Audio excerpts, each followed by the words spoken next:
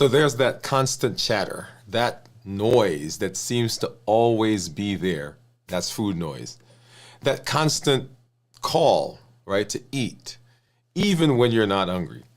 If you've ever found yourself thinking about food nonstop, craving something just because it's mealtime, or even scrolling through food videos while fasting, this episode is for you because food noise isn't real hunger. It's your brain's way of holding on to old habits. But we're going to talk tonight about how do we get out of that. There's good news. You can break free from it.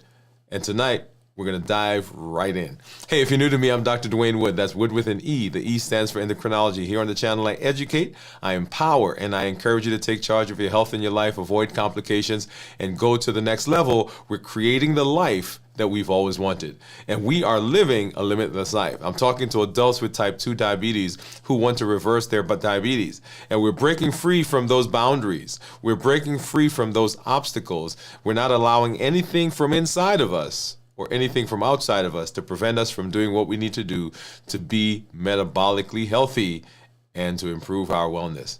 Hey, if you're new, go ahead and put new in the comments because I'd love to welcome you with a hand clap and some music and let you know that we are excited that you are here. If you're new, go ahead and put new in the comments, like I said. And if you have questions, put that in the chat because we want to make sure that we get to those questions as we're looking through the questions tonight. I'm excited. I am now 29, a little over 29 actually, hours into this week's fast of 72 hours. You know how we do. I've got my monitors. I've got my report that we're going to take a look at here in just a minute. So I've got my clarity, not my clarity, but my contour and my keto mojo meter. And then right below me, that is my Dexcom clarity report that we'll take a look at and go through, see what's been going on with me blood sugar wise over the last several days since we met on our Dwain Woode MD Live show a couple of days ago. Well, so I'm glad that you're here. If you have not already done so, an amazing thing that's happening right now is our 100-day walk to consistency and health. We are in day 60. What day are we in? We're on day 65 or thereabouts. You want to make sure that you are joining us. It is another tool that we're using to help us on our way to establishing consistency and a routine for our health. Often we don't succeed, not because we don't have drive, not because we don't have vision, not even because we don't have know-how. We don't succeed because we don't have structure. That's right, we don't have structure. We don't have a way of making sure that we're not relying on our feelings at the particular moment. We're not relying on the weather. We're not relying on other friends to do for us what we need to do. We want to make sure that we're being consistent. And the 100-day walk to consistency is an amazing series that we've been going through to help you build those habits that will help you set yourself up for success. Rhythm, alignment, and structure. Rhythm, alignment, and structure. Rhythm is the general tenure of your life. What is the rhythm? How do you function? What are the thoughts that you have? Are there routines that you go through? That's the rhythm. The alignment is, are the things you're doing sending you in the direction of what you say you want to be and what you say you want to do and what your purpose is? Rhythm, alignment, and then structure are those things that you put into place that will help make things automatic. These are the systems that you've created. These are the cues and the reminders and the phone calls and the things that are in your circle, that are in your life, that will make these things automatic. Rhythm, alignment, and structure. And the 100-day walk to consistency is a way of doing that. So let's go ahead and let's have a conversation. We're going to set some backdrop to what we're doing. So we are in the process of moving through our Limitless Living series. It is the path that we are walking in order to be successful and in order to set ourselves up for metabolic benefits. How do we create a structure? How do we walk through the path of being metabolically active And how do we walk through that idea that we are creating a space where we are being successful in reversing our diabetes, our high blood pressure, our high cholesterol, fatty liver, polycystic ovarian syndrome? How do we fight the food noise, right? That's one thing. How do we deal with the obesity? How do we deal with the metabolic syndrome that comes? And that's the path that we're walking down as we talk about our limitless living. We're using several tools to be able to do that. One of the tools that we've learned is this idea of balanced bites, the things that we eat, the things that we nourish our bodies with, the food that we eat, every bite counts, right? Every bite counts. The 100-day walk to consistency and health is another tool that we're using to be able to do that. And then, of course, fasting is an amazing tool that we've been using in order to become more insulin sensitive, to begin shedding some of those pounds that we've put on, to help with the food noise. Once again, you hear that phrase, to help us with the fatty liver, and to also decrease our inflammation. That's another function of fasting, so that we are overall helping our body be in the space that it needs to be successful in our health. That's what we're working on. And so on our show, Dwain Woode MD Live on Mondays, we kind of walk through the path. We're walking down that path. And then every week we do a fast. And right now I'm doing a 72-hour fast. As I said, I'm a little over 29 hours into this week's fast. And the reason we're doing the fast is when we do the fast, we are able to achieve several of those things that we just talked about. Remember, our goal for reversing diabetes, or the pillars for reversing diabetes: one, we decrease insulin, we suppress the appetite, and reduce sugar. Decrease insulin, suppress the appetite, reduce sugar. And when we fast hits all of those pillars. When we're fasting, we're not putting anything in, so automatically we're reducing the amount of sugar that we're putting in our body. When we reduce sugar, we don't have the spike in our insulin, so automatically our insulin levels have gone down. Because we don't have the spike in insulin, and we know that insulin is an appetite stimulant, we decrease our appetite. So by fasting, we've hit all of those major pillars and all of the other additional metabolic benefits that we talk about in terms of insulin sensitivity, burning fat, reducing the sugar that is attacking and being converted into fat into our liver. We decrease insulin, and it currently, we know that insulin dysregulates our pituitary, which is one of the causes of polycystic ovarian syndrome. You see the cascade? And it's like a domino. We hit one, and everything else begins to improve. And so that's why we're doing fasting, and this is the first installment of this week's fast. We are doing a 72-hour fast, and right now we're a little over 29 hours in that, in the fasting in that direction. Okay, here we are. And so that's where you've caught us. We're going to do a check-in here in just a minute where we talk about how I'm feeling, because often people don't fast because there are symptoms that they have. And we're going to walk through that and talk about how I'm feeling here. But tonight, the major thing that we're talking about is how do we help with the food noise. And we'll do a little introduction to that here in just a minute and let you know how that came about and what that is, right? Because it's a real thing. It's a real thing. So I do see some of our community members that are out there, so we're going to hop over and say hello to you.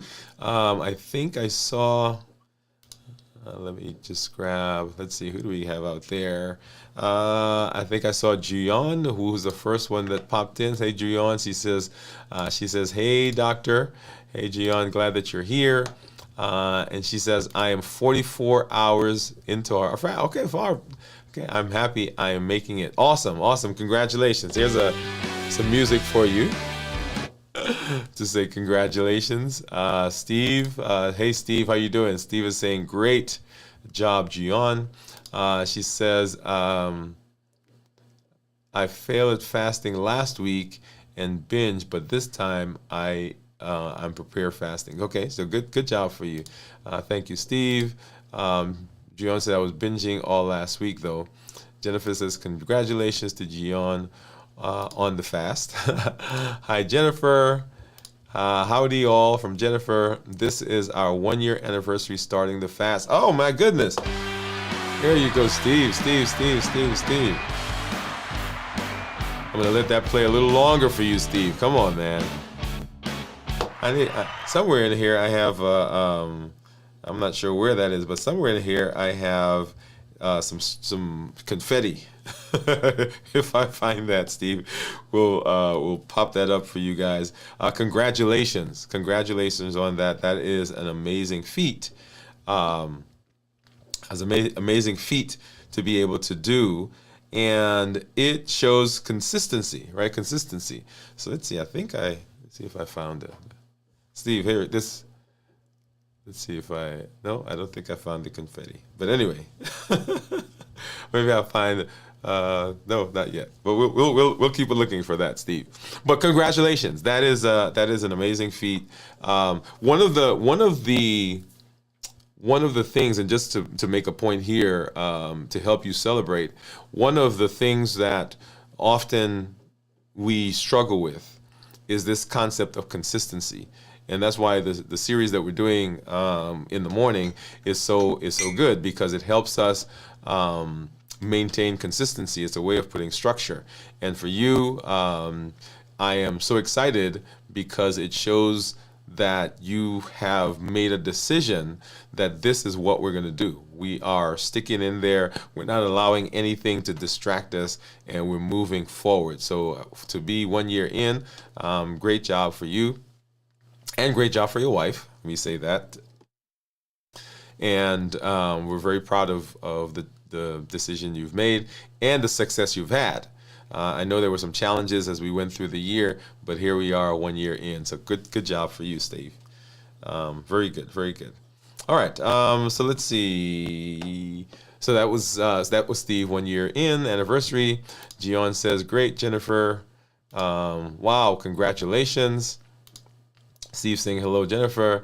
It's our lifestyle now. I love that. Love that. It's not just a thing that we do every now and then. It's the tenure of our life, and that goes along with that rhythm that we talked about just a minute ago. Rhythm, alignment, and structure. Rhythm, alignment, and structure. And I'm glad for that. And then Cornelia says, Gion, I'm so proud of you. That's awesome, Steve. Peace and power to the Wood Gang. I love that. I love that. Thank you for coming through. And so let's go ahead and let's hop over. Let's take a look at blood sugars. And so this is what my blood sugars have been the last 12 hours. And you'll see there near to the end of the day, starting right maybe about 5:45, 5:30 or thereabouts, the blood sugar dropped below 70. And what we're looking at is this spot right here. That is where my, do you see the squiggly white line? That is my blood sugar graph. And near the end of that is where you see the red line. That's below 70, right? So we've gone below 70 there. Let's take a look at, this is my Dexcom. This is a G7. And let's start with looking at the 12 hour. And it looks similar to what we saw on the Libre. And you'll see we started out in 97, and as we went throughout the day, down, and down to 70, and then 60s, and then pop back up a little bit. If I look at the 24-hour mark, we'll see over here, we started out in the 80s, and then we've been fluctuating up and above the 70s right in here. So went up to 80s, down below 70, and then back up. And I think the highest that we've been today, let me see. The highest we've been today is, I think, 98. Yeah, highest we've been 98. And then continually dropping down as we went throughout the day, right? And these are the numbers that I have been expecting. And you guys know, if you've been following, that over the last couple of months, we've had higher numbers. And I went to my doctor the other day, and we were kind of talking about that. And one of the points I made to him is that often people will say to me that, I was sick and my blood sugars went out of control. And, in our current thought process, right, what we typically will say is, and when I say current problem, in our former process, we typically would say is, we need to control the blood sugars anyway, right? And that's the kind of the thing, almost like, well, you need to make sure that that gets better. And I told him, I said, I have a little bit more compassion, right? Because I was living that over the last month and a half. So for those of you who are out there, if I fussed at you, hey, you know now that I've seen it and experienced it, and so I can say, yeah, it's a real thing. All right, so that's what my blood sugars are, and that's my Libre and my Dexcom. Let's go ahead and hop over here, and this is my Contour. This is my Contour and my Keto Mojo, and let's hop over and let's get. Let's go back to this view for a minute. And so I'm just going to grab a test strip for my Contour meter, get that in there, and then grab my handy dandy container that has, so brown, if you remember, is the brown is the glucose and the blue is the ketone. Oh, I got two of those. Let me put one back. And let's go ahead and open this up and get that ketone strip in here. And the Keto Mojo will give me both the ketone and the glucose. And I forgot to grab my Lancet. And I'm going to go ahead and open this one also and just have it off to the side. If I can get it open, let's see. And I'm going to actually put this up on the screen. So you guys can see, and you'll see that number fluctuating there, 70s, then below 70, and then right at 70. So let's go ahead. And this one, I really just grab a finger.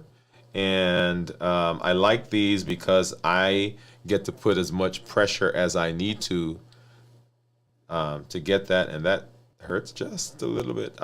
Okay. So let's see if we get I want to get a brisk, yeah, there we go. A good drop. And we're going to go ahead and start the Keto Mojo one. And I already see some people starting to put in their guess for my ketones. And once again, I am 29 hours into this week's fast. So what do you think my ketones are going to be? And there's my blood sugar. This is my Keto Mojo. And you'll see compared to what my Libre is saying.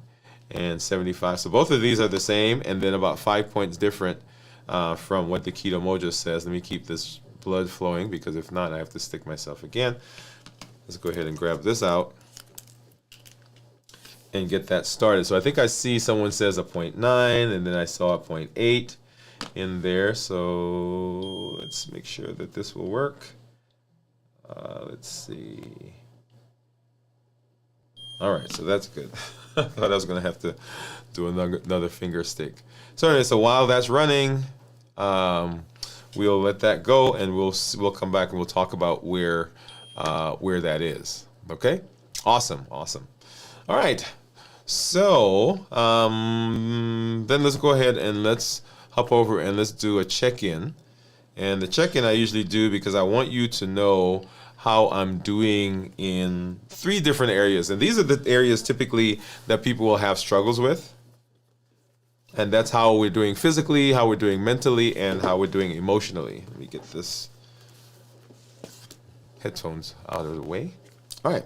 So how we're doing physically, mentally, and emotionally. These are the 3 spaces that people will often find themselves having issues with. And so that's why I go through this. Whenever you are doing anything, whenever you want to change something, whenever you're working on improving, whether it's your health or some system that you have, you always want to do a check-in. And here, these are the 3 domains, if you will, where people will struggle the most. And notice that the 3 domains that we're talking about here, physical, mental, and emotional, are the very first 3 domains that we talked about when we talked about our domains of health. Right? So we've done so far, when we did our limitless living inventory, we came up with that structure, and we've been walking through this mini series that we're doing on the show, our domains of health. And they are, the first 4 that we've done actually is physical, right? We did that. We did the emotional, we did the mental, and then this past week we did the spiritual. So we've done those 4, and you'll see here that the first 3 are in keeping with what we're doing when we're checking in, because those are the places where people tend to have the most challenges, most difficulty. So physically, what people will say is that they feel as though they are drained. They feel as though they're walking through quicksand, walking through mud, feel like they're hitting a wall at the end of the day. And right now, I am not feeling any of that. In fact, last night, I came home and I have been, the last several weeks, been kind of running, if you will. And you guys know a couple weeks ago, there was a whole bunch of things happening. And so last night I came in, I went to my son's room, talked with him for a minute, and then, took my shower as I came in, getting ready for bed because I didn't have a show last night. So usually I go talk with him, and he was studying, and I said, okay, I'll be back. And I went to our room and I laid down and I fell asleep, and that was about 8 o'clock last night. And I didn't wake up until 6 o'clock this morning. So I got good rest, apparently well needed, but I've been doing a good job of resting. And so right now, in terms of my energy, in terms of the physical part of my checking, I'm feeling very good because I'm not feeling as though I'm sluggish. Also, I've been doing a good job of hydrating. So I've got my mug. And because I've been doing that, I'm not feeling lightheaded, sweaty, dizzy, palpitations. Usually those will come when we are not well hydrated. And I'm not feeling that because my heart's racing, once again, because I think I'm doing a good job of hydration. The other aspect is our mental. You know, as our energy goes, so does our thought process. If you are not well rested, if you are not sleeping well, your reaction time, your thought process, your problem solving ability is almost similar to someone who's intoxicated. And because I'm well rested, mentally I'm feeling good, I'm feeling alert, got through today and actually had a great day, taking care of patients, and actually spent a lot of time today doing a lot of coaching in our office, because it seems like a lot of people who were coming out of the holidays, were experiencing some of the things I was experiencing in terms of high blood sugars for various reasons. And so we spend a lot of time today not just talking about blood sugar and medication, but spending some time talking about, are we existing in limitless living? Is that our rhythm? Is that the rhythm for our life? Are we aligned, right? And are we putting structure in? So that process today was very good as I went through. So mentally feeling very clear, and then emotionally excited because this is a great week, right? So things seem to be, the things I'm doing are aligned with what I say my purpose is. Right, we had a great opportunity last week to share with one of our local churches, Limitless Living. We were there with them, got into this week, and am doing exciting things in the office, helping patients, and then preparing for some activities with the family coming up. So emotionally, I am full. And if you've been following me on the 100-day walk to consistency, you'll remember one of the things I talk about is the fact that you can't give to other people what's not inside. Like, I can't pour into you if I'm empty. And so because of all the things that have been happening and all the things where my alignment is there, I am feeling full. And so I am pouring out, and emotionally that is charging, right? That fills you with energy. Remember, the body is the vehicle that takes us into success. The mental aspect of our health is what steers us. And the emotional aspect of our health is how we are responding to the things that are going on in the world and those things that are around us, our interpretation of those. And that is what comes out in the emotion. And so because there's rhythm, there's alignment, there's structure, for me right now, emotionally feeling very good. All right. So let's see. And I think, I was going to go back to my ketones, but we're going to hold on to that. And let's make sure that I did not miss anyone in the comments. So Cornelia, we saw that, and Gian saying hi, Cornelia. Thank you, Cornelia. Gian says 0.6. I'm going to go ahead and I'm going to star that. Steve says 0.8, and these are guesses for what they think my ketones are going to be. Jennifer says 1.2. Jennifer, yay, I like that. And Steve said it took me 6 weeks to get my blood sugar regulated again. Yeah, Steve, that my heart is going out to you, man. And for all of you out there who have ever fussed at, okay, I apologize. No. Gian says 0.9. Let's see. And Gian says, okay. And Cornelia says, awesome job, Steve, pressing through the experience. Many people lack your level of determination. I'm 63 hours into my fast.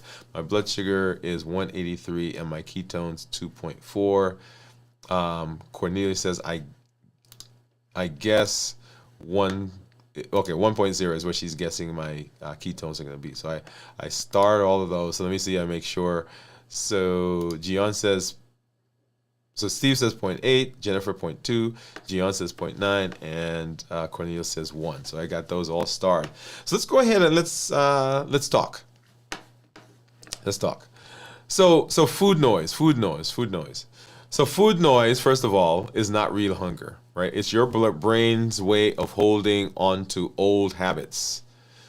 The good news is that it is something that we can ease up. It's something we can break. It's something that we can begin dealing with, right?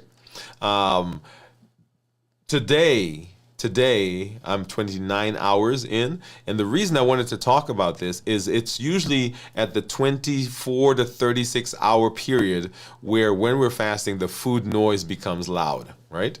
So we're going to talk tonight about the science behind why your brain keeps asking you for food. Some practical strategies to shut down food noise and stay focused. And most importantly, how conquering food noise is part of limitless living, right? Why is it part of that journey? So if you've ever felt food has too much power over you, right, this is the episode that you want to watch. Hopefully, and not hopefully, but it will help you take the power back, right? It will help you take the power back.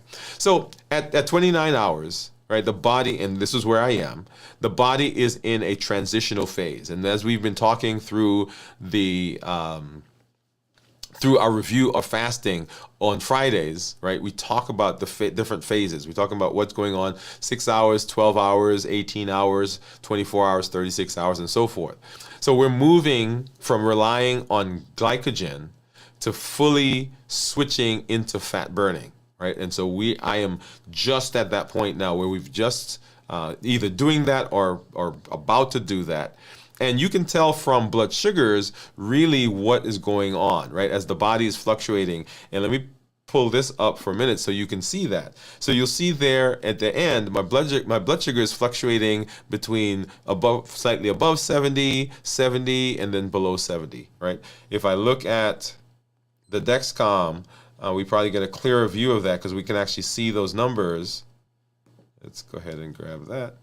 We can actually see those numbers, right? So we're at 70, we're coming down, and right at the end here, right, we're 69, we're 70, and so it's going back and forth. So my the blood sugar itself is dropping, right? So my body is using up the sugar that's floating in my blood.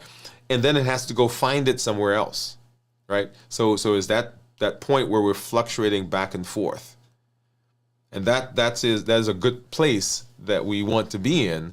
I actually get excited when I see my blood sugar go below 70 and then come back up, right? And I'm not talking about skyrocketing, but just what you're seeing right now. I get excited because that means that if my blood sugar is below 70, that means that I'm using up all the floating glucose that's in my blood. And then in my mind, I'm like, okay, well, if my blood sugar goes back up, where did the body get that from? It had to go find it.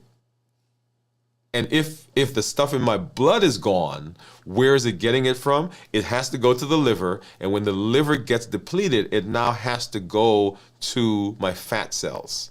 Does that make sense? And so I get excited there, particularly, and I haven't looked at my ketones yet. I get excited when I see my ketones are elevated and my body is fluctuating between those low and blood sugars above 70, because it's like I explained, it has to go find it. And when I see ketones, I know it's finding it from the fat that it's burning, that's converting into ketones. And then, as we said, glycerol is there as well. And the glycerol part gets turned into sugar. Okay? But as the body is fluctuating, as the blood sugars are fluctuating, and we're burning fat and we're switching to that mode, while your body's adapting, your mind is still catching up. Okay? So we just got a message there that I'm low. All right, so the mind is still catching up. This is where food noise becomes one of the biggest challenges, because we're switching over and we're just on the cusp. So most people during this period is when they find that the food noise happens. And food noise, once again, is not real hunger. We've spent some time before talking about psychological and physical hunger. We'll spend a couple more minutes here. It's the persistent thought. This is food noise. The persistent thoughts, the cravings, the distractions relating to food. Even when your body does not physically need to eat. If you've ever found yourself thinking about meals, scrolling through food content, or feeling cravings just because it's a certain time of the day, that's food noise at work. I have people, and myself, right? And I shouldn't even say people.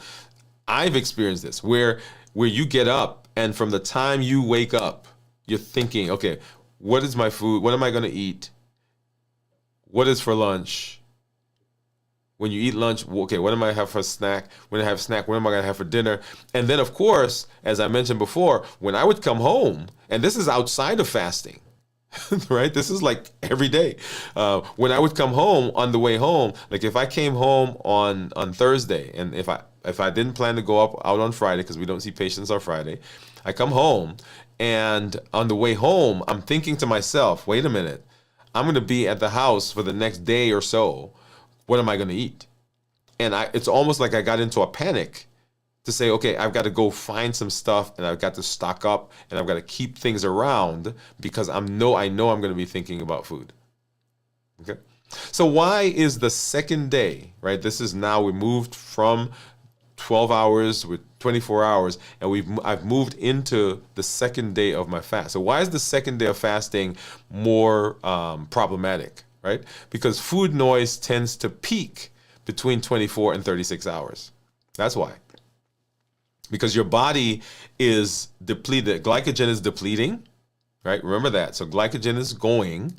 The last stored carbohydrates are running low, but ketone levels are not fully optimized yet. So as you'll see, as you fast longer, the ketones go higher and higher. And that's why you see people who are guessing, okay, maybe it's a 0.5, maybe it's a 0.8, maybe it's a 1, right? Maybe it's a 1.2, because as you fast, it gets higher and higher. We want ketones to be a 0.5 or higher. And as we're getting through this 24 to 36 hour period, the last amount of carbohydrates that I've eaten, that is what I've eaten before, that's in my blood and that's stored in the liver, all that is just about done. But the ketones haven't fully kicked in yet. They're there, but they haven't been optimized. So the levels of ketones have not gone up like we would want them to be. And so the hunger hormones are also shifting, right? So ghrelin spikes in waves, right? The hunger hormone. And this can create temporary cravings. So my blood glucose levels are going down, my insulin is going down, and what should happen at this point is that my leptin levels, if I've done a good job of preparing for the fast, see, it's all tying together. If I prepare for a fast, then I have eaten proteins, I've eaten fats, I'm in ketosis, and so the ketones, the proteins, and the fats that I've eaten coming into the fast are helping me remain satiated. In other words, I'm not feeling those hunger pangs. If I've done a good job, then that is not a problem. But if I ate a lot of highly processed, high carbs, refined sugar, then I may be getting spikes, and the insulin level that's there may be causing some dysregulation of ghrelin, and so that can make me feel hungry. Okay, so this is the hunger hormone. The other thing that happens is we're breaking habits. So your brain is used to eating at certain times. So it's kind of like you've trained your brain that at 6 o'clock we eat, at 12 o'clock we eat, at 3 o'clock we eat, or 4 o'clock, 5 o'clock, whatever it is. So whenever that time is approaching, the brain is still in the rhythm, right? It's still in the rhythm of doing that. And so using that idea, right, is one way that we can train our bodies to be able to withstand certain things, right? Because once you get into a rhythm, and that's the whole idea of rhythm, alignment, and structure. Rhythm, alignment, and structure. If you're in that rhythm and you have structure, every time that time comes, whenever that's happening, your body is ready for it. So if you exercise at 6 o'clock in the morning, the day you don't exercise at 6 o'clock in the morning, you feel like something is not right, because your body is used to it. The hormones are there. The muscles are ready. The thought processes are there. Just like that, because we are so used to certain habits, when we're fasting, the brain is still in that mode, right? And so it wants us to eat at that time, even though we're not hungry. The other thing is that we are detoxing from dopamine. Right? So dopamine is that satisfaction hormone. It's that, okay, I've got it. I feel good about it. I'll get that hit, that burst of energy that we get, that comes from dopamine. So we're getting detox from dopamine. So food, especially processed foods, they trigger a dopamine hit, right? Because they're so packed with those calories, it's packed with sugar. There's not a lot of nutrients in it, right? I was explaining to someone today that in our bodies, a normal blood sugar is between 70 and 99, right? So let's round up to 100. So if that's a normal blood sugar, right? That's 1 gram. 4 grams. That's 1 teaspoon of sugar. 1 teaspoon. So when we are eating things that have, we say something has, 2 grams of sugar, or 3 grams of sugar, or 4 grams of sugar, or 5 grams of sugar, or 17 grams of sugar. We're talking about lots of teaspoons of sugar. And that sugar causes a dopamine hit normally. And so when you are starting to fast, you feel that absence, if you will, of those pleasure spikes, and that leads to cravings. Right? So there's this combination of things that's going on. And this stage is when your mental processes begin going out and say, okay, all right, do I need to get some stuff? Am I going to find some stuff? Where there's things around? One of the things that I struggle with in this time is what's called scarcity, the scarcity thought process or mindset. And that is, my brain begins telling me, hey, you're not eating. You're missing out on a bunch of stuff. And so I was talking to my wife today, and we had breakfast in the office, and she said, hey, do you want me to save you some stuff? And I was fasting, and I told her, I said, yeah, go make me a plate. And then I went back and said, put some more stuff in there. But guess what? I'm not eating for another 2 days. Why am I hoarding? Because my brain is saying, hey, you're not going to get more. You got to hoard it. Right? So there's that mentality that happens. So what exactly is food noise? Food noise isn't, and I keep saying physical hunger, it's about habit, addiction, and mental association with food. That's what it is. Food noise. It's the habits, emotions, access, and taste that we've talked about, right? Those triggers. There are all those things that are there that constantly bring up the thought of food. So physiologic hunger and real hunger. Remember, real hunger comes from it comes on gradually. It feels natural. It is that my body needs energy. But food noise, on the other hand, it's urgent. It feels like I got to do it right now.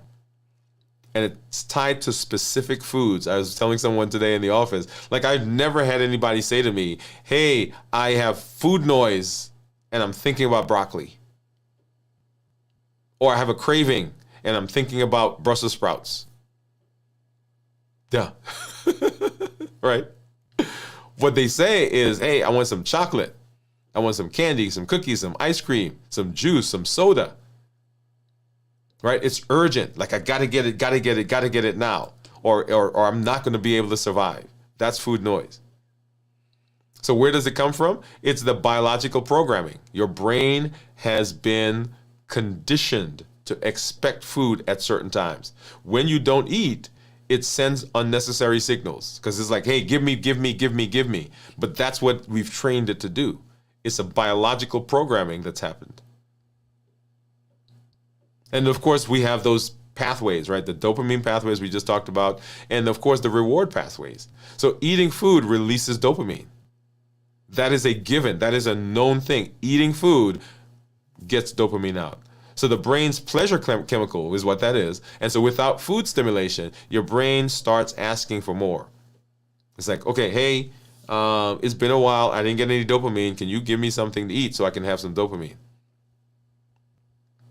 We've been accustomed to that. And then, of course, there are cultural and social triggers, right? So seeing food, seeing someone eating, smelling food, or just watching cooking. We'll do that. I was doing one of our videos, right? The 100-day walk for consistency. I was walking by our office, and across the street from the office there is a shopping center. And in the shopping center they got stores, but a lot of the things in there are restaurants, right? So there's a I wouldn't call it a restaurant, but anyways, lots of restaurants in there. And as I was walking, minding my business, I started to get all those smells that were coming on. And automatically my brain was like, okay, you need to get some. You need to get some. You need to get some. So I actually had to walk a different way away from them to prevent that thought process from continuing, right? And then there are emotions tied to food. So a lot of us eat when we're bored.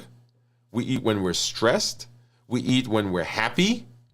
Right? So it's not about negative emotions. It's just about emotions. And so without food, those emotions come up if there's not an outlet. Right? Remember, the outlet is kind of like a balloon, right? So you blow up a balloon. And if you keep putting emotions in without dealing with them somehow, then eventually that balloon is going to burst. And that's what happens when we talk about the emotional impact of food and how that works. So why does food noise feel so intense at 28 hours? This is where I'm at, 28, 29 hours. That 24 to 36 hours, right?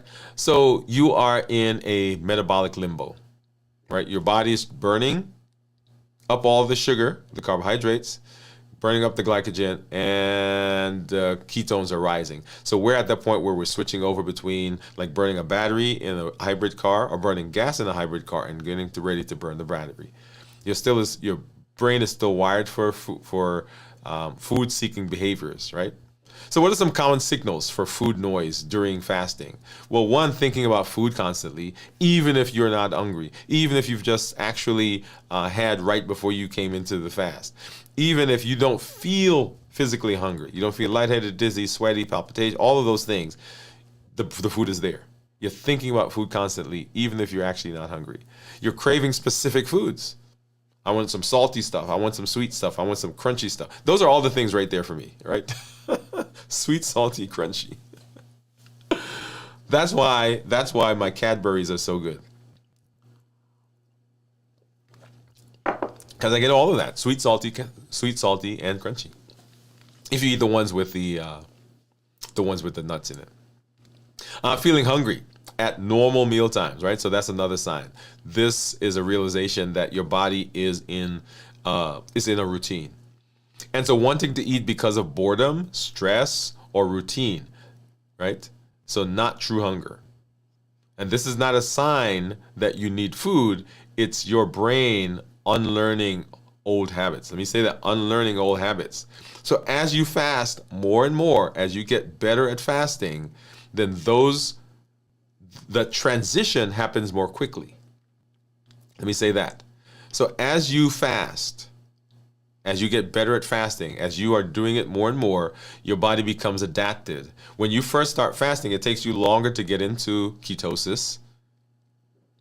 And as you fast, as you get better at fasting, then your ketosis, you get into ketosis faster.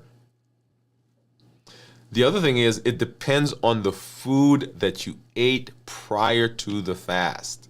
If you ate some things that are highly processed, high sugary foods, then it's going to take you longer to process those out, and you will have continual cravings during those first periods of the fasting.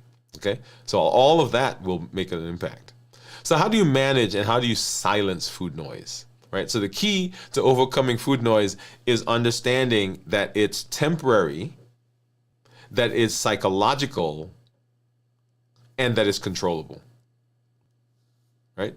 So it's temporary, it's psychological, and it's controllable. So number one, we want to break the dopamine addiction. So food provides an instant dopamine hit, but fasting helps to rewire the brain and to help you find pleasure elsewhere. As I pointed out, continue to point out to my my patients, my clients, community members, it is that we need to find alternatives, right? So when we talk about the COPE model, remember that we clarify, we observe, we pause, and we execute. The pausing part, right, that P, is to allow our thinking brain to come up with a different solution, to allow our thinking brain to come over the amygdala so that we don't have the amygdala hijacking. And when we do that, then our brain can give us an alternative to do rather than eat. So rather than eating something, which is the typical buffering, right? When we get that, if we pause, it allows our brain to basically rewire to go and do something else. So we replace food dopamine with movement, for example. So go for a quick walk, do a stretch, or engage in some deep breathing. Call someone, right? When you move a muscle, you change a thought. Engage your brain in some deep task, reading, writing, working on creative projects, or tackling some problem. All of those are ways that we can begin shifting from the dopamine hit that we're expecting. And you can use fasting as mental training, a mental training ground, right? So think of it as a challenge. Can I learn to ignore my cravings and focus on something bigger? Right? So let me say it this way. So our brain has the ability to create for us the environment that we want. It's called visualization. So the brain has this uncanny ability to accept what you're telling it and to create an environment, to create a version of ourselves, to create a situation that is what we're being told. Now, when we do that, right, when it's negative, right, we talk about, deception and so forth, but we can use that to our benefit. We can create a successful environment where we have fasted. We can create an environment where food noise is not there, when it's not as loud. We can create an environment that we put the brain in, and that brain creates that for us. And it then looks for ways to help us succeed and looks for ways to help that come true. So we're talking about mental training. Right? So number one, we want to break the dopamine addiction. Number two, we want to change our environment. The surroundings that we're in plays a huge role in our food noise. When we're in the kitchen, when we're near a restaurant, when we're near food-related things, when we watch videos on the social media, right? And I'm guilty of that, right? Sometimes when I'm fasting, the food noise is there, and I'll go and I'll scroll, right? So if we keep ourselves occupied, then that helps us divert from the food noise, right? When we're idle, when we're not doing anything, we go right back to food, right? We begin thinking about it. And one of the things I'm going to do, and do I have I'm going to write down. So what I want to do is we're going to come back. We're going to do a show where we talk about we talk about this idea of visualization, right? So I'm going to write that down. Visualization. Right. But we want to get away. We keep our mind occupied, because if not, we go right back to food noise. We're going to get outside with fresh air. We want to do a mental reset. And then we want to hydrate. Did I say hydrate? We want to hydrate. Did I say hydrate? We want to hydrate. Many times, hunger is a signal that we're actually dehydrated, not a signal that we are hungry, right? When we feel hungry, not physically hungry. So drinking water with electrolytes is a huge one, right? So when we do that, salt, potassium, magnesium, we drink herbal teas, right? This will help suppress the cravings, and they provide some warmth, they provide some comfort. It also helps to soothe the GI tract. So particularly if you're doing fasting, you find that you may have some upset stomach, this will help. Carbonated water can help mimic the feeling of having something to consume or something in our mouth. I love the burn that comes from soda, right? So that, for me, during fasting, sometimes that can be a challenge because I want that feeling. And I've actually gone away a little bit from drinking the zero sodas. I have some over here somewhere.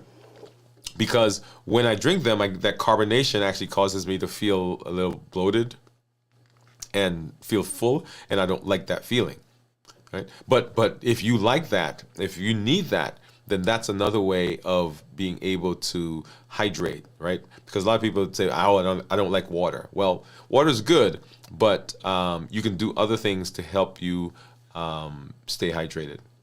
And then you want to disrupt the habit loop. Disrupt the habit loop. So when food noise strikes, when it comes, you want to do something completely different. Do that for 5 minutes, right? This is the idea. Move a muscle, change a thought. Move a muscle, change a thought. When we move, the posture that we're in, the way we're sitting, the way we're holding, our clenched feet, clenched jaws, our clenched fists, all of those have an implication on how our body's going to respond to the things around us, respond to our thought about food. But if the food noise comes and we already have a plan, remember rhythm, alignment, structure, the plan is when I get that, I'm going to get up. You don't have to have a plan about what you're going to do when you get up. I'm going to get up. And the moment you get up, that muscle that just changed, the thought goes with it. Change your position. Stand if you're sitting. Stretch if you're being still. Chew gum. Brush your teeth. The act of chewing tricks your brain into thinking maybe you're eating, or just the movement of the muscles. Take deep breaths. Right? All of that. So hunger often causes peaks in our stress level, particularly if we're in a stressful environment. And that stress level will push you to eat. It has those cravings. So when we do deep breathing, we are decreasing our cortisol levels, and the decreased cortisol levels helps us with the stress. And then the other thing that we can do is we could reframe the food noise, right? And this is a limitless living perspective. Reframe the food noise. Instead of seeing food noise as a struggle, see it as a sign that change is happening. I want you to hear me. So change is happening. What food noise really means? It means that your body is shifting into a new metabolic state. That I am in the space where my body has burned the carbohydrates. The sugar is gone. And I'm about to, or I'm in the midst of, changing over the source of energy. That is a good thought. That is a good process in the body. Also, you're gaining control over cravings rather than being controlled by them. That I'm doing what I need to do, right? Remember, nothing from inside, nothing from outside is going to prevent me from doing what I need to do to be successful in my metabolic state. So these are things you're telling yourself. You are resetting how your brain and your body interact with food. Silencing food noise isn't about more than fasting. right? It is about taking full control of your relationship with food and breaking free from unhealthy patterns, right? It's about more than fasting. So ask yourself, do I really need food, or is it my brain just reacting? Is it just reaching out? Is it just because of a habit? What would I normally eat right now, and why? If I ignore this feeling, will it go away in 5 minutes, in 10 minutes? And the answer is yes, it will. Usually in 10 minutes. So what's coming next? What's coming next? So at 48 hours, food noise significantly decreases, right? As your body fully adapts to fat metabolism, because the ketones are there. Remember, ketones will help your body feel fuller longer, and it will send a signal to the brain that you are not hungry. Right? Ketones become your brain's primary source of fuel, and this leads to mental clarity. It leads to reduced hunger, as I just mentioned. On Friday, we are going to do a check-in at 72 hours, and hopefully you'll do that as well. I'll do a fasting review, and there we're going to cover how to prepare for a fast, how to get through the fast successfully without struggle, and how to break the fast properly to maximize your health benefits. So remember, your power over food noise is that you are in control. Food noise is not real hunger. It's an old pattern that's playing on repeat, right? So you've hit the repeat button and it's going over and over and over. The more you ignore it, the more you challenge it, the more you push through it, the weaker it becomes. What we're doing is we're reprogramming the brain. Neuroplasticity says that we have the ability to make new connections, new neurons. This is what limitless living is all about. Not being controlled by the cravings, not being controlled by external distractions, or not imposing self-limits. It's about you doing what you need to do to be successful. You are training your mind. You're training your body for true freedom. So push through. Stay the course. Let your body do what it's designed to do. Limitless living says, nothing inside, nothing outside is going to prevent me from doing what I need to do to be successful in my health space. So do you want to be successful? Then this is the space. Limitless living says that you can do this. And fasting says it is an amazing tool that gives us amazing benefits in our metabolism. And specifically for adults with type 2 diabetes, we can use this to reverse our diabetes. All right? Awesome, awesome. All right, so let's go ahead and let's hop over and let's see what we've got. I think I heard some comments going through there. Let me see what else. Make sure I didn't miss any.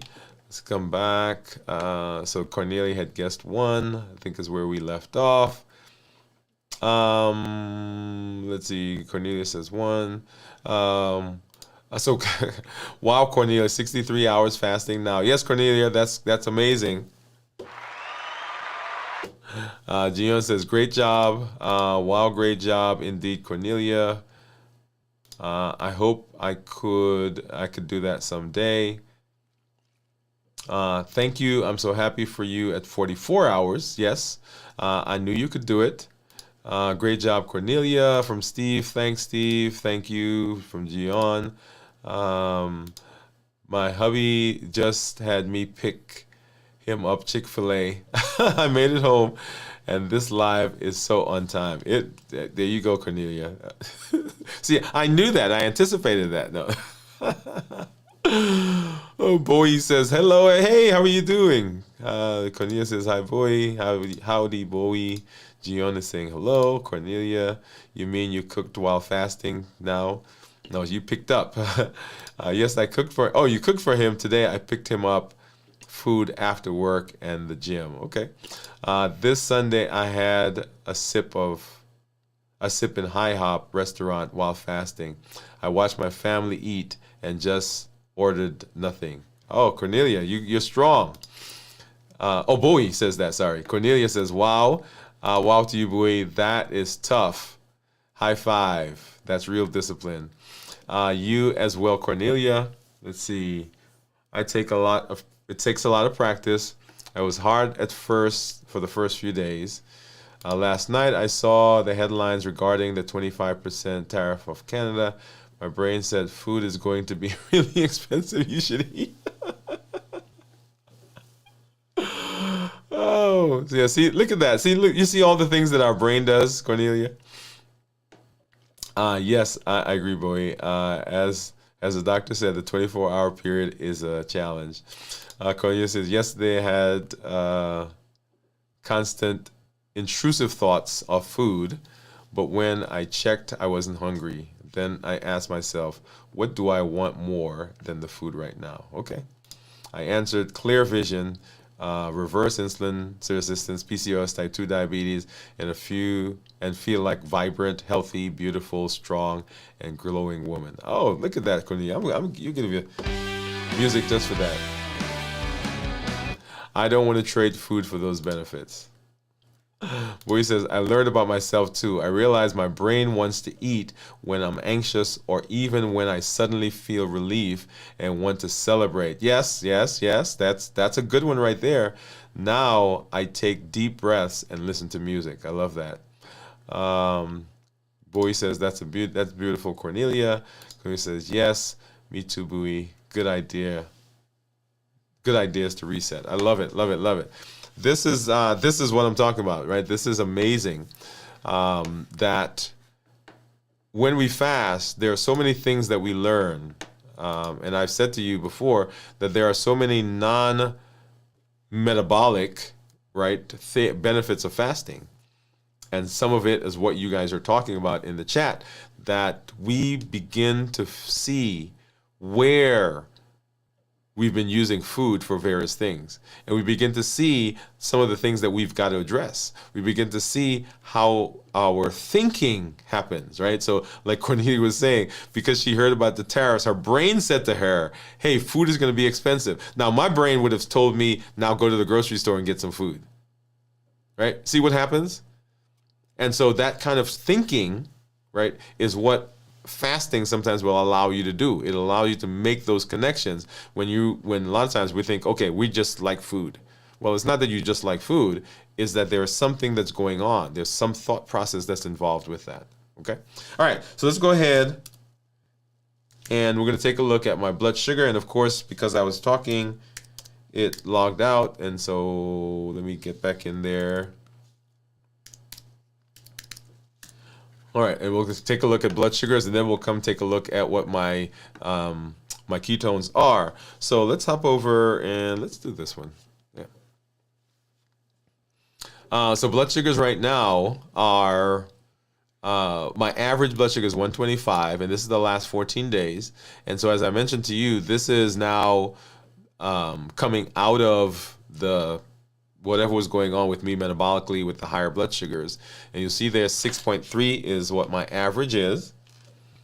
Sorry, what my glucose management indicator is. I'm in target 91% of the time, right there. Target being 70 to 180. And if I were to get an A1C, then my A1C would approximate 6.3. Remember, the glucose management indicator, we can't call it an A1C, but it's an estimate of what the A1C should be. And if I look at my daily patterns, we'll see here. So here is what my blood sugars have been doing the last day or so. Now here, let's see what happened. There's a whole period here that's missing. I'm not sure. Was that off? But anyway, so from here to here is what's been going on over the last day. And you'll see going back into yesterday. And so now I'm 29 hours in. And so fasting, my blood sugar continued dropping. And then into today, it's been below 100 for most of the day. Prior to that, right in here, right? We were in the low 100s. And these are the numbers, right, in terms of my normal blood sugar that I would expect to have seen. Once again, as we went through our show on Monday, we kind of walked through this as well. So in the low to mid hundreds, there was a spike right there. And so these are spikes after eating, right? So spikes up. And these were the numbers I was getting maybe 3-4 weeks ago into almost a month and a half. So these were the numbers that I was getting. And you'll see now that they've come back down into more manageable. Even here, where I was eating for most of that day, you'll see that I think the highest it got up to was 170, 172. And then on Friday, of course, we were fasting and we broke the fast up here. For most of that day, we were in the low 100s to 90s. On Thursday, of course, we fasted that entire day in our 72 hours, and those numbers were actually pretty good. And moving forward, this was Wednesday of last week, right? And so when I fast, people say, well, why do you do a 72-hour fast? Well, one of the reasons I do a 72-hour fast is I want you to see what blood sugars look like more than just one day, and what can happen to blood sugars more than just one day, and how I'm feeling when I'm fasting for more than just one day. Okay, and then of course I have my own metabolic challenges that I use fasting personally to help. Right, part of it is my whole concept of reversing diabetes, improved metabolic disease, my improving insulin resistance, and of course my weight. Right, so I use fasting as a way to manage my weight. You guys get all of that. All right, so let's go ahead, and right now my blood sugar is 72 according to my Dexcom, and I want to hop over and let's get rid of this. We're going to look at my ketones. All right, so go ahead and let me get my app up. And so when I checked my ketones on our show on our last show, my blood sugar was 97 and my ketones were 0.5, and that's what you see there down at the bottom. And so now I'm going to go ahead and turn the Keto Mojo meter on, and then we're going to hit the sync button, and so it'll pull that data over so we can see what it is now. And let's see, we had some guesses, and let me pull those up again. And so Gian says 0.6. Well, she said 0.9. She changed. So Steve said 0.6. Jennifer says 1.2. Gian says 0.9. And then Cornelia says 1. Oh, it turned off. Let me turn that back on. It says it cannot find the device. We're going to try it again. For some reason, it turned off. And let's see. There we go. Okay, so we just pulled the data over. And so drum roll, please. Drum roll, drum roll, drum roll. And boom. So 75 was my blood sugar and 1.2. So Jennifer, right? So Jennifer said 1.2. So I'm going to pop that up here. So Jennifer said 1.2 is what she thought it was going to be. And there you are, Jennifer. Awesome. Right, so you made it. Congratulations. So when we think about ketones, we want ketones that are less than 0.5 considered normal, 0.5 to 1.5 considered nutritional ketosis, and then above 1.5 considered therapeutic ketosis. So when we're talking about metabolic space and reversing diabetes and weight loss and all those benefits, if we're trying to remain in ketosis or even ketogenic diets, we want our ketones to be 0.5 or higher. And as we fast longer, then the idea is that the ketones are getting higher and higher. Okay, so let's go ahead and let's look at the graph that goes along with this. And let's see. All right, so here we are. So when I ended my fast last week, right, that was on Friday, ketones were 2.4 and blood sugar was 73. And you'll see there the ketones, which is the turquoise line that's high, and the blood sugar, which is the tan line, is low. And then as the blood sugar goes up, right? So we went from a 72 up to a 97. When the blood sugar goes up, insulin has to come out to bring the blood sugar back down.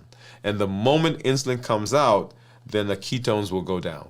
So that's what you're seeing there. So ketones were high with low blood sugar, 73. And when I say low, I'm not talking about low as in hypoglycemia. Low as in lower than, right now it's 73. So that's not hypoglycemic, because below 70 is called hypoglycemia. It is just lower than it had been before. Okay? And so the ketones, when the blood sugar goes up from that 73 up to 97, the ketones then drop from 2.4 down to 0.5. And then, of course, what we have now is that my blood sugar going down to 75. Once again, you're seeing that trend. And because the blood sugar is lower, the insulin is lower. And because insulin is lower, then my ketones now are going up. So the great thing I love, as I mentioned before, is that I'm seeing the blood sugar fluctuating right around 70. So it's going below 70 a little bit and up above 70 a little bit and below 70 a little bit. And that's what we're seeing. And I'm going to show you this one because I think you can see it better. That's what we're seeing right there, right? You see the blood sugars, the white graph. You see the red part. Those are blood sugars slipping below 100. And I love to see that where it goes below 100 and then comes back up. Like right now, it just went to 71. And the fact that I have ketones. So what that says to me is that my body has used up all of the glucose in my blood that's been floating around. It has gone to the liver and it's taken the glycogen out of the liver, right? Because of my ketones are 1.2, that means I have to be burning glucose, burning fat. And if I'm burning fat and not burning sugar, why is my blood sugar fluctuating? Because the body is now using that to convert some of the glycerol to sugar. And that's why I'm getting that, right? That fluctuation.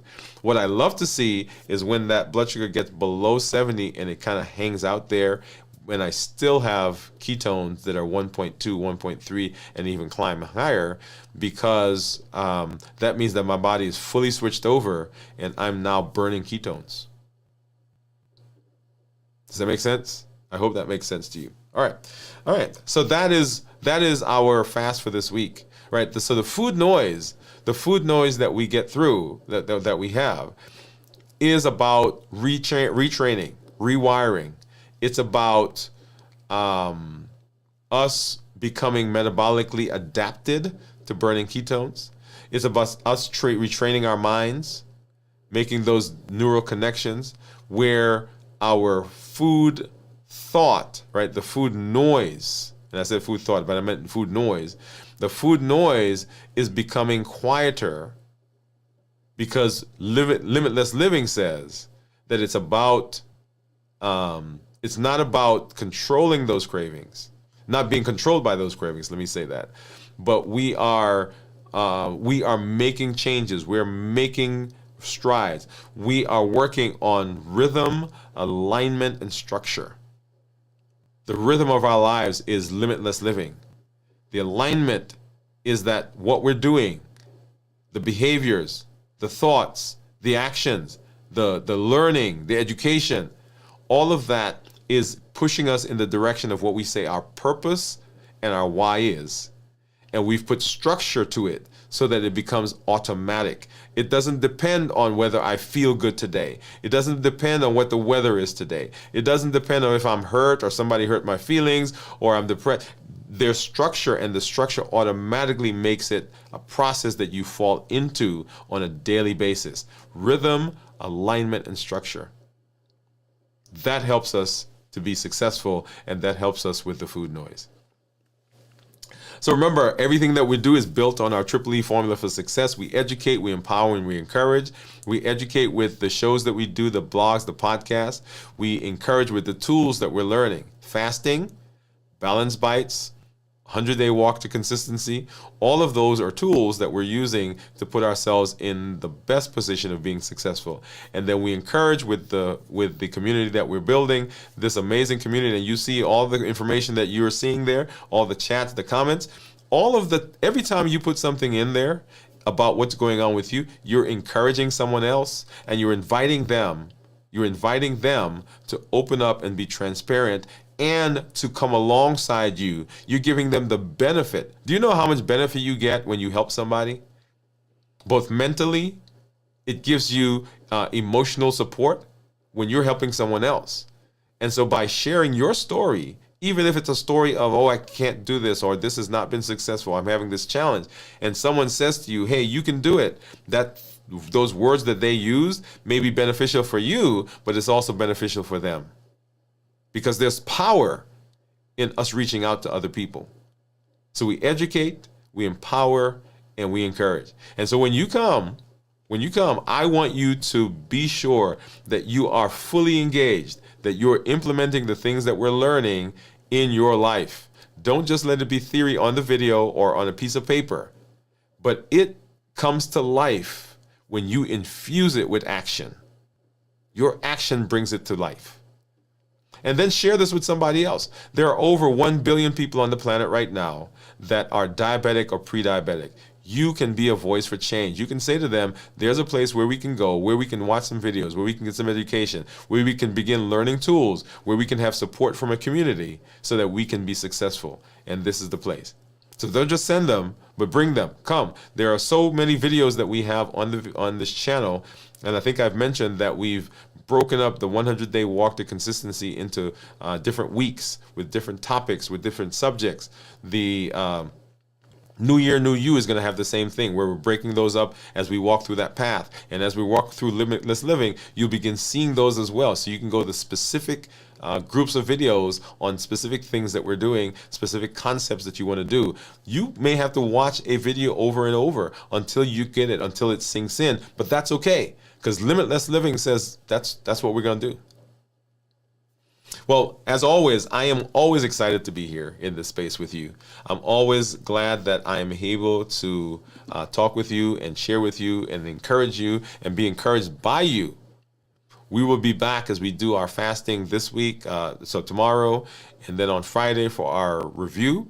We'll be back Saturday night for Video from the Vault, and then on Sunday, Video from the Vault Saturday night, This Week in Review on Sunday at 6 a.m. as we recap what went on this week.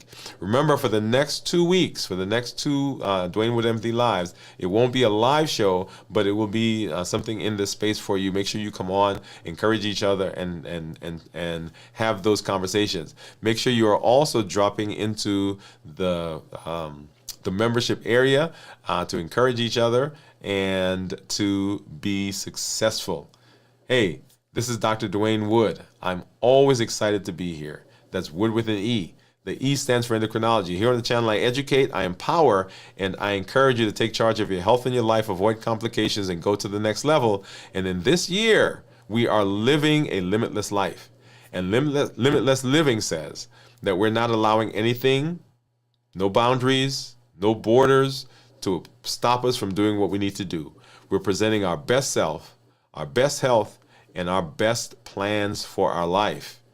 Nothing from inside of us or nothing from outside of us is going to prevent us from being and doing what we need to do to be metabolically healthy, to improve our health, and to reverse our diabetes. Good night, everybody. We'll see you at our next show. We'll catch you in the membership area. We're going to post that link here in just a minute. Good night.